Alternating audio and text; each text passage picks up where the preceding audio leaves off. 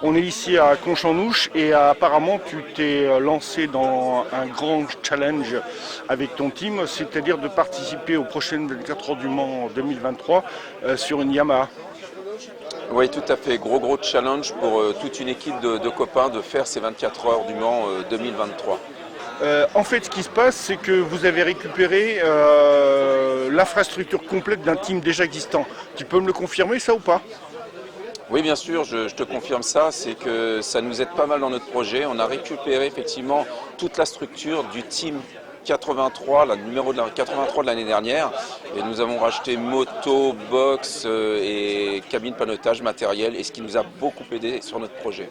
Comment tu vas faire pour que tes pilotes qui n'ont jamais roulé en compétition, qui n'ont jamais fait de 24 heures du Mans, comment tu vas faire pour qu'ils s'habituent et qu'ils fassent évoluer la moto? Pour pouvoir faire évoluer cette moto et faire évoluer nos pilotes avec, nous allons faire différents roulages. On a à peu près 6 roulages de prévus, roulage à Nogaro, à Croix-en-Ternois, sur Le Mans, pour vraiment les préparer. Très bien. Question maintenant, l'acquisition de données est un domaine incontournable en compétition moto. Et à ce niveau-là, est-ce que tu bénéficies de l'aide de qui? Oui, nous bénéficions d'un jeune qui s'appelle Alex Soulet, qui vient du Junior Team 72 et qui va nous faire toute la partie moteur, suspension et acquisition de données. Par contre, ce qui est intéressant, c'est que tu as organisé ton team de manière plutôt très intéressante. Tu peux nous en dire plus? Oui, tout à fait. Moi, les 24 heures du Mans, l'aventure avec l'équipe, je la vis comme une entreprise. C'est-à-dire qu'il faut responsabiliser chaque personne à chaque poste.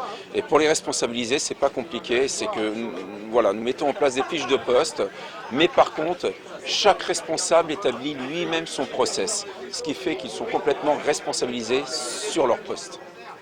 Très bien. Par contre, il y a aussi un truc nouveau que tu vas faire, c'est qu'apparemment ton ravitailleur il va être équipé d'un équipement spécial. Tu peux me le confirmer, ça ou pas?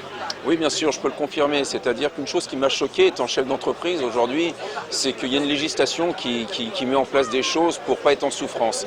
Et aujourd'hui, quand je vois qu'un ravitaillement tout équipé pendant 24 heures, c'est le ravitailleur qui soulève 30 kg, je trouve pas ça très sécuritaire et pas très humain à la base. Et donc nous allons équiper notre ravitailleur d'un exosquelette qui lui permettra de pouvoir porter de cette charge soulagée de 12 kg.